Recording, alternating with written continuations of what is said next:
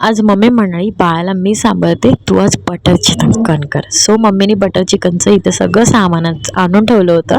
त्यानंतर जे चिकन जे आहे ते मी ते धुवून घेतलं. त्यानंतर मी त्यात हळद टाकली, तिखट टाकलं आणि आलं लसूणची पेस्ट, चिकन मसाला आणि दही टाकून ह्याला मी चांगलं मॅरिनेट केलं आहे. 20 ते 15 मिनटं आपल्याला ह्याला मॅरिनेट करायचं आहे. त्यानंतर इथे टॉमॅटो, कांदा आणि कोथिंबीर मी इथे कापून ह्याला बटर आणि तेलामध्ये चांगलं काजू टाकून फ्राय करून घेतलं आहे, शिजून घेतलं आहे, परतून झटपट पटापट असं घेतलेलं आहे. त्यानंतर मी पुन्हा इथे बटर तेल टाकून आपलं जो मॅरिनेट केलेला चिकन होता तो चांगला शिजून घेतला आहे आणि वाटण्याला मी ते वाटून घेतलेलं आहे.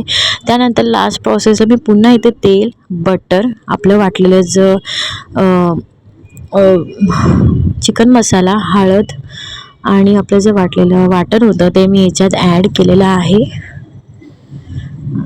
मग त्याच्यात मी याच्यात पाणी वाढून घेतलेलं आहे आणि मग त्यात मी हे चिकन टाकून पुन्हा पाणी वाढून मी ते मला जेवढं मीठ पाहिजे तेवढं मी इथे मीठ टाकून घेतल्यावर कोथिंबीर टाकलेली आहे.